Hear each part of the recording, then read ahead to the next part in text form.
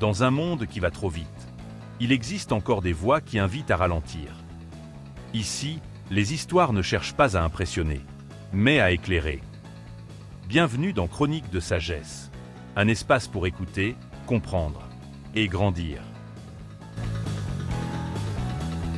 Certaines vies ne sont pas définies par ce qu'elles reçoivent, mais par ce qu'elles transforment. Dans l'Europe du XVIIIe siècle, un enfant naît dans le bruit de l'alcool, de la violence et du manque. Son nom, Ludwig van Beethoven.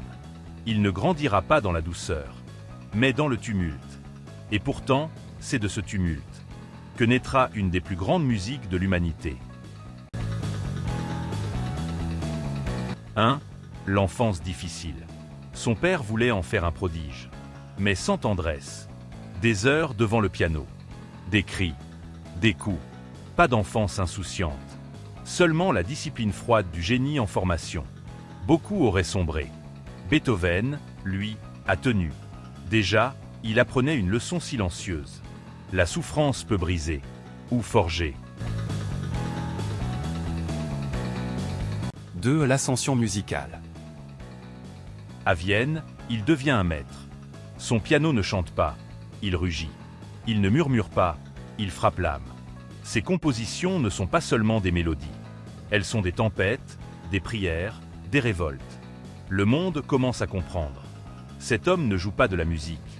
Il la combat, la sculpte, la libère.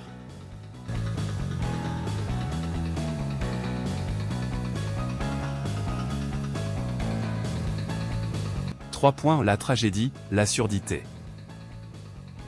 Puis vient l'impensable. Le musicien, Père Louis. Chaque jour, le monde devient plus silencieux. Chaque note s'éloigne. Chaque applaudissement disparaît. Pour un compositeur, c'est une condamnation. Pour Beethoven, c'est un abîme. Il écrit dans son journal « Je vis dans un exil intérieur ». Beaucoup auraient abandonné. Beethoven, lui, refuse. 4. La lutte intérieure. Dans ce silence imposé, il découvre une autre écoute. Non plus celle des oreilles, mais celle du cœur. Il n'entend plus le monde extérieur, mais il entend encore la musique en lui. Et c'est là que naît le miracle. Plus il devient sourd, plus sa musique devient profonde.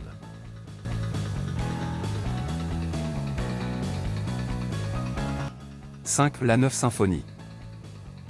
Sans pouvoir entendre une seule note, Beethoven compose sa plus grande œuvre. La 9e symphonie. Une ode à la fraternité, à l'humanité, à l'espoir. Lorsque l'œuvre est jouée pour la première fois, Beethoven ne peut pas entendre les applaudissements. On doit le tourner vers le public pour qu'il voie qu'il est ovationné. Le monde pleure. Lui, reste silencieux, car sa victoire ne vient pas du bruit, mais du combat intérieur.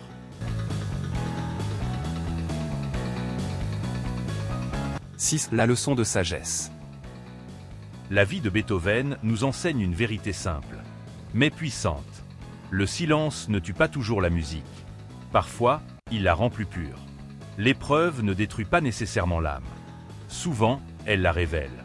Ce qui semblait être une malédiction, sa surdité, est devenu la source de sa grandeur. Message final.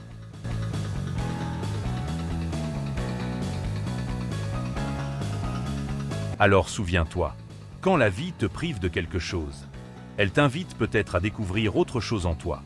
Quand le monde devient silencieux, écoute ton cœur. Comme Beethoven, transforme ta douleur en beauté et laisse ta propre symphonie naître. Si cette chronique t'a touché, abonne-toi à Chroniques de sagesse pour d'autres histoires qui éclairent l'âme. Et toi, quel silence te pousse à créer? Dis-le en commentaire.